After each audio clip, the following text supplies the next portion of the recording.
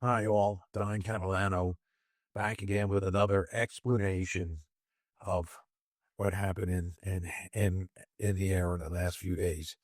So, as most of you know, we fly our own corporate jet. I'm one of the jet pilots, and besides commercial real estate, which we're expert about, we do know a thing or two about aviation. Let's just say. So, I want to give everybody a quick briefing in layman's terms what happened at Chicago Midway Airport yesterday, the 25th of September. We had a Southwest Airlines plane coming in, beautiful day, um, and they had to execute a go around to avoid a calamity. And I'll explain that. And first, I want to tell you that the graphics I'm using are from VASAviation, who does a terrific job of summarizing aviation incidents and accidents. I highly recommend his YouTube channel. So I'm going to add my narration to it, which is from the pilot's perspective, and try to, and explain it to you in human terms, layperson's terms, not as much pilot talk. So I'm going to start the video, and we've all seen this on the TV: one jet crossing the path of another jet. So Flex Jet 560. it starts with this jet, Flex Jet 560. They are over on the left side of this graphic at Signature Aviation. Signature Aviation is where you can buy fuel and pick up your passengers, right? And there's definitely some early miscommunications between them and the ground controller, though those do get resolved and they were relatively minor. But we'll go through them step by step. Signature with Tango Taxi. So he says he is information tango and he wants the taxi. So pilots and air traffic control in the military use the phonetic alphabet. Tango means T. Um, so he's saying he has information T, and that's the weather in lay terms. Um, as the weather changes, they use A through Z. Um, at least every hour they'll change the weather forecast or the current weather, not the forecast, and winds, temperature, which runway, and so that is doled out on an hourly basis, and sometimes if it's needed before that. So information tango is the current weather information labeled T. Okay. Glacier 560. Runway, actually, departure frequency is 119.35. Runway 22 left. What taxi are you coming? So he's giving him the departure frequency, which he needs. And he's saying that he's going to be assigned runway 22 left for takeoff. That's all that's happened so far. And he's saying, what taxiway are you coming out from? Because where signature is, he could come out from 3 different taxiways. But in all probability, he's going to come out taxiway alpha. Out of. And we're over at Whiskey, like that. Okay. First mistake. He's not over at whiskey. And this might seem minor, because of the graphic of the plane. It looks like the nose is actually out and touching whiskey. The reality is it's not. Um, that's just a graphic. You can't get to whiskey directly from signature. You have to come out taxiway alpha, or if you went over here, you could come out Foxtrot, or it could come out Juliet. So first mistake. He says he's at whiskey. He can't be at whiskey because he would have had to need taxi clearance to go on Alpha to get to whiskey or Foxtrot or Juliet. So first mistake. That 560. The 560 Roger taxi via Foxtrot and hold trigger runway 22 right. Plan for runway 22 left. Second mistake. This time by the controller, but it's minor because it's going to get corrected anyhow. He says taxi via Foxtrot. Well, I say it's a mistake. I guess it depends on your perspective, because it's theoretically possible that the plane could be up here. But he said he was on whiskey, which is impossible. He can't be on whiskey yet, because you have to cross over Alpha or Foxtrot to get to whiskey. So the mistakes are starting to pile up, if you would. So the controller says, go to 22 left, which is over here, via Foxtrot and whiskey. So maybe the controller wasn't making a mistake. He's saying, go up here, go on Foxtrot, and go down whiskey, which is, and you have to come out here, big rain, come down whiskey. That's going to get amended. All right, plan for 22 left. Whiskey, flex step 560. It's being pointed out. They can't get there from here. They really have to come out. Yeah, Foxtrot whiskey doesn't make sense. And you're going to see why. Finger off, flex step 560. I just want to confirm our taxi instructions for 22 left from signature. Okay, finally some sense coming in. It doesn't make sense. So before we release the parking brake, before we move an inch, let's go back to ground control and confirm our taxi instructions. Good move, right? So the ground controller is going to say, or did say, where on the ramp are you? Yeah, where on the ramp are you, sir? We're at Signature Aviation at Alpha taxi. Okay, finally. Okay. We're at Signature, and we're about to come out Alpha. Okay, now we've clarified where you are on the airport. Understand, busy field, and the ground control may not have visual sight of everybody. They depend upon the pilots. The pilots, when they initiate the call, have to say exactly where they are. And when they're requesting taxi instructions explicitly, they have to be very clear where they are. And so now they've clarified that. Okay. Back to Alpha, Foxtrot, hold short of 228. Okay. So now we have some proper guidance. Come out Alpha, make a right turn. Now this runway, this is where it's going to start to get confusing. Stay with me. Runways are named for their magnetic azimuth.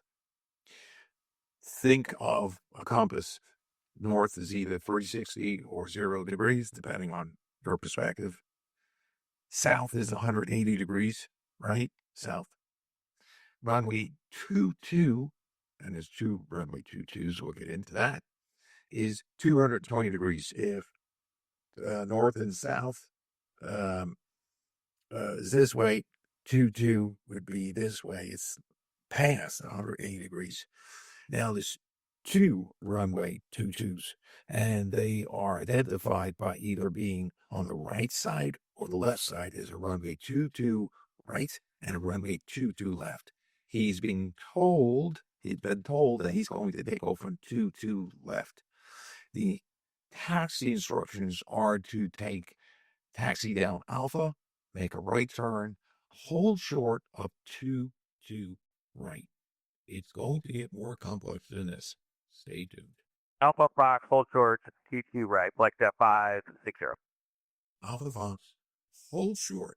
We begin to hold short, 22 right. Now, what does hold short mean? It is very specific direction from air traffic control that the pilot must read back to air traffic control that I'm to hold short of a specific runway. And there's a hold short line, which is these big painted lines on the taxiway. And you can taxi up to them, but you can't cross them. So whenever we're told to hold short, we must repeat that back to prevent exactly what happened yesterday, a runway incursion. So the pilot has repeated that back. Flex step 560, turn left on runway 4 left, cross runway 31 left, and hold. Starting to get complex already. and I'll tell you why. 4 left is the same as 2 right. It is exactly the same piece of pavement. It's just how you're looking at it. So runway 2 right, if you go the other way in the runway, it is 4 left. Okay, so pilot should understand this. 4 left and 2 right is the same piece of pavement. But now, instead of saying hold short 2 right, he said make a left turn on 4 left. Okay, let me rewind that a little bit. Turn left on runway 4 left, cross runway 31 left, and hold short of runway 31 center. Okay, and it comes at you fast. You better be on your game in a big airport with lots of runways and taxiways. So let's break that down. So he's been told to make a left turn on 4 left, which is the same as 2 right. And here is runway 31 left. This is 31 center.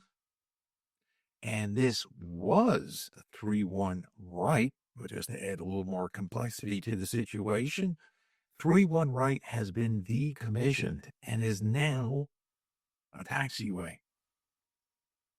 With me so far? So he's been told to make a left turn, and he's been told to cross this thinner runway, but hold short. Put your plane in between this runway and this runway. Hold short 31 center. And a reason they're telling him to hold short of 31 center is a very good one, because they have landing traffic. They have the Southwest Airlines plane coming in and has been cleared to land on 31 center, right? To add a little more complexity to it, they're going to change the way they refer to the runways again. Right, left on 4 left, cross or 2 or 1 center, select that 5. Okay. Confusion is definitely in the cockpit, because he screwed up the readback of the clearance, and the controller's going to correct him here in a second. He said, okay, I'm going to make that left turn on 4 left. So this is the big error. Cross, he originally says 2, which is the same as runway 4. So, okay, he doesn't need to say 2, because he's acknowledged already making a left turn on 4 left, which is the same piece of pavement as 2 right. But then he says cross 2, then 1-3 center. Okay. 1-3 center is 180 degrees different than 3-1. 130 degrees, 310 degrees. It is the same piece of pavement. It is 3-1 center by another name. 3-1 center is also 1-3 center if you're coming in from this direction. If you're coming in from the north, right, and you're landing this way, it will be called 1-3 center. So Southwest is coming in from the south, and they're going to come in on same piece of pavement, 3-1 center. This flex jet pilot, and this is a crewed plane, there's more than one pilot in it. There's 2 pilots. Said, I'm going to cross that. Watch what air traffic controller does. 560. 560 negative. Cross runway 31 left, hold short runway 31 center. Negative. That is emphatic. That's saying, no, you misunderstood. You're wrong. Negative. Cross 31 left, which is this runway here. Hold short of 31 center, which is this runway here. So cross this one here and stop over here. Okay. Cross 31 left, hold short 31 center, flex at 560. So he reads it back correctly, and that's exactly what the ground controller wants to hear. If he didn't read it back correctly, he would stop him in his tracks and say, stop there and go through the instructions again. But the pilot complies, reads the instructions back correctly, but doesn't comply with the instructions. So, as you can see, Southwest is coming in. Southwest 20. And you can see entering into the frame, the nose, the plane's actually a little bit past this. He's already crossing 3-1 center. He's supposed to stop way before 3-1 center, the whole short line. He's already crossing it. Southwest initiates the go-around. Go-arounds are not a big deal. We practice it all the time. There's many reasons why you might go around. If you're on an instrument approach, for instance, and you don't see the runway at the prescribed distance above the ground, you initiate a go around, which is giving it takeoff power and pulling back on the yoke and going from a heading down position to nose up position and a takeoff position, basically. It's going from landing to takeoff.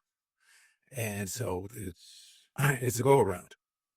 So Southwest initiates that because they're doing what you pay pilots to do. It's not all automation. They are observant. They're watching what's going on. They have their heads on a swivel, and they take immediate action. This is, professional pilots are well paid. Let me tell you, you want them to be well paid. It is you want the smartest people in the room up front. And so the Southwest pilots did a fantastic job. Southwest 2504 going around. 2504, Rod. So Southwest doesn't need instructions from ATC to go around. As pilots in command, you are in command. You're to do whatever you need to do to get out of that situation. You're to do whatever you need to do in that moment in time to be safe. Everybody understands that. And you don't have to be told to go around. You can be told to go around. Ground control can tell you if there's a situation they're aware of to go around, or the pilot can elect at any time to go around. Sometimes you go around because you're not comfortable with landing, and that's a prudent thing to do. If a pilot gets behind the plane, they're not on the right speed, the right altitude. If it's not perfectly set up, the most prudent thing to do is to go around. Planes love to fly, and they're very comfortable in the air. So you take it around, no problem. So Southwest has said, I'm going around. I maintain 3000. Right. Air traffic controller sees what's going on. And anyway, when the pilot says going around, he's going around. And so they tell him to climb up to 3,000. They're going to re-vector him in. 3000. Section 5. So he's acknowledged the Southwest is saying, gone around. Controllers say go up to 3,000 feet. And the Southwest pilots acknowledge that going to 3,000 feet. Now, FlexJet is in a heap of trouble. FlexJet 560, hold your position there. Hold your position there. It's like a 560. It's an oh shit moment. Make the 550 continue across the hold short of hotel. They told him to hold, and then they said, no, continue down a little bit more because they want to get his tail past this point. Now, hotel is the old 3-1 right. And they want to basically put his plane in the middle. And he's going to... Hold short hotel, like their 560. Plus 2504, one able turn left heading 220. You hear the Southwest pilot basically say what went on there. It was a WTF moment. It's a 560. Your instruction is a hold short of runway 31 center. So, ground controller is reiterating the instructions that the FlexJet broke. 2504. How'd that happen? If how did that happen? And he's not going to get any response to that. They're just going to give it here. They're just going to give him the next instruction. That's 2504, climbing 3000, contact Chicago approach 128.2. 128.2. Flight 560, possible pilot deviation. Advise you contact Midway Tower at a number when you're ready to copy. Those are the words that no pilot wants to hear. Possible pilot deviation. Total oh shit moment. You're definitely gonna be talking to the FAA. And they're gonna give him a phone number to call. He's gonna call it, and there's gonna be a huge investigation on this. And these pilots will probably I truly doubt they'll be flying for FlexJet anymore. And both of them as two pilots. So yeah. That 560 ready now. Flight 560, it's 773. So they're given a phone number, and for them, in all probability, their career's probably over. Maybe not. Maybe they can do some retraining. But this was a huge bust. Bottom line, though, there's multiple ways where accidents are avoided. So here at Southwest Airlines screwed did what they're supposed to do, and they did a perfect go around. And this accident, in my opinion, was not. It's not an accident. Incident. There was no accident. No bent metal. No one got hurt. So it's not an accident. It's an incident. Air traffic control did what they were supposed to do too. So this is all going to be on the FlexJet pilots, both of them. So there you have it. Try to explain it in lay terms. It is complex. When I'm flying in a complex, whether it's Boston Logan or something like Midway or O'Hare, in some ways, being on the ground is more intense than being in the air. The air is kind of easy, but taxiing, you really, and we have big screens, by the way, kind of like what you're seeing here, where the airplane is depicted on the screen. We have the taxiways labeled, we have the runways labeled. You really have to study it. And when I'm at a complex place like, say, Logan, and mixed in with the airliners, I really am hyper aware of where I am. And if I have to, I will stop on a taxiway and ask for more clarification. And they never give you a hard time about that. They'd rather you do that and go a little bit slower than have what happened here, which is called a runway incursion. So that's all for now. I hope this added some clarity. Thanks for tuning in, and have a super day.